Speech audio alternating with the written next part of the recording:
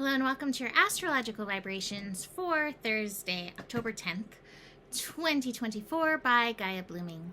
I am Mimi and our energy mantra for today is my inner peace is my responsibility. Happy 10/10. Hopefully we are all moving through this 10/10 energy with as much grace as possible, with as much peace as possible. As I'm recording, I've been watching Milton, and Milton just recently made landfall, and I'm just sending so much love to Florida, to the animals, to the children, to the humans.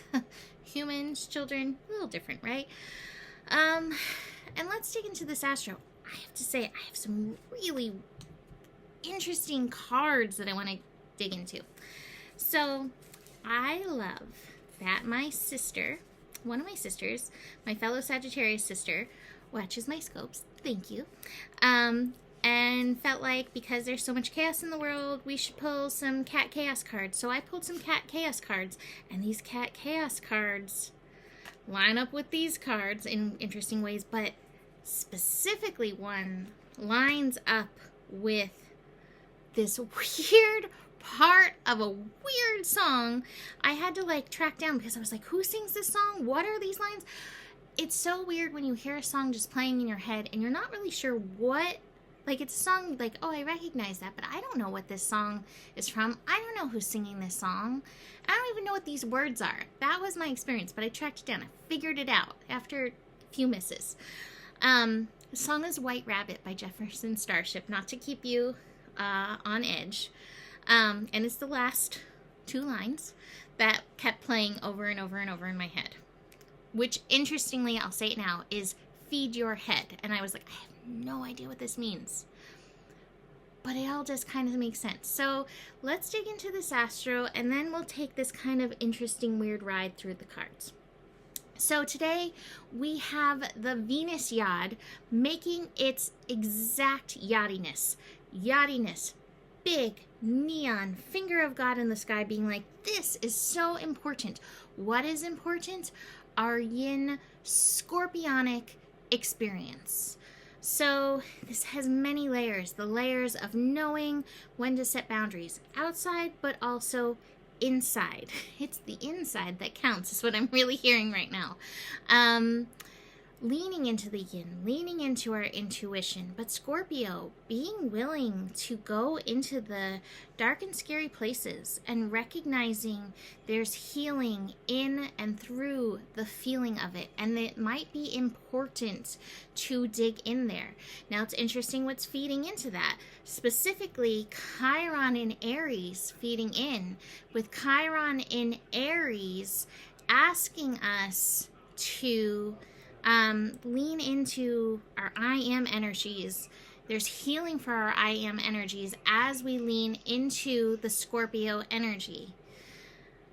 We also have the Jupiter energy just having gone retrograde in Gemini feeding in. And so that energy speaks to the feed your head energy. Where's your head at? Where is my mind? How is your mind supporting this scorpionic alchemy healing process that's happening? So there's a mental portion that's helping heal our I am, but we have to be willing to do that. We have to be willing. I swear I don't have a sound person over there. We have to be willing to go under the surface, in and through this energy, to dive deep, to look at our fears, to have courage. Oh, and this is coming up so big with the White Rabbit. Anyway, so that yod is important in and through these times, and I really do feel like apocalyptic times like these, chaotic, intense times. Actually, somebody, Laura Doyle, she said it so perfectly. She was like, going through these once-in-a-lifetime events a few times a month right now is getting to be a lot. And it was, in essence, that. It was said better than I was able to reproduce it. But, so true. We've been just going after one after one after one, like once in a lifetime kind of events. And so it's been a lot for us, but we have to face these fears. We have to dig in. We have to kind of go under the surface. It's part of the Scorpio energies that are going on, and it's part of this collective healing. And I have to say, one of the things that I love but also pains me is it feels like we often have to go through deep chaos and trauma and tragedy for us to remember that we like belong to each other and love one another, and we can be kind to each other despite our differences. Why is that? Why does it take tragedy to remind us to be good to one another, like really good to one another? Anyway, so that yod is of divine importance, finger in the sky. Now, besides that, the moon in Capricorn is making many connections through the day. It's connecting to Saturn, it's connecting to Mars, it's connecting to Venus. Mars and Venus just coming out of their trine. The Saturn energy. The morning might feel really heavy. I mean, we're probably going to be waking up to hurricane news as the hurricane is going to be moving through. And so we might feel the heaviness. And this is where finding your regulation, finding your equilibrium, finding your peace first is going to be important. Find that balance, because when we're out of whack, that's not the best place we can serve. And beyond like what's happening in North Carolina and their cleanup, like there's going to be so much need in Florida now. So find that center, right? That's part of your personal responsibility. And when you find that center, you find your piece of the puzzle where you are called to serve, where it's your responsibility. And I was reminded as I was looking at the cards, which I'm like, what was it in the cards? But I was reminded as I was looking at the cards, you know, that saying like, put your own oxygen mask on first. So please do that. Please take care of yourself so that you can help serve. Moon and Mars in the afternoon, this is an opposition. A lot of time the moon in Capricorn likes to try to keep it like under control, like, okay, I got this. But you might have a freak out moment. You might have a moment where you feel like you need to let it rip a little bit. So I think feeling the feels and moving these energies through, when Mars energy comes through, it needs movement. So try to move these energies through. Oh yeah, try to dance it through. This is in the cards. Oh, such good cards. Moon connecting to Venus later in the evening. Return to self-care. Return to being able to put your boundaries up and be like, okay, what do I need right now? How can I serve myself? You know, how do I need to face these fears, face whatever's going on within me? That's going to help. And all of this is leading up to Pluto going direct. Pluto goes direct tomorrow, 10/11, Pluto direct for the last time in the sign of Capricorn. I also saw something interesting, that the last like biggest hurricane we've ever had was actually as Pluto was finishing up in Capricorn, like 1780 or something like that, I think is what I saw. Who knows? But it's doing the most, and yet it's doing the most to shatter these walls that we've built up to one another through society, the patriarchal society of like, you know, so many layers of that, and reminding us that we belong to one another. We are all here and in this together. So let's look at these cards. We're starting with Divine Abundance, because she is one unto herself, and it is outrageous openness. And it says, dear love, open me to your will, release me from attachments, surprise and delight me with your plan. You know what's needed, and I am open to receive. I'm open to receive, and I am willing. Those are like, when I find myself challenged, I'm like, okay, I'm here and I'm willing.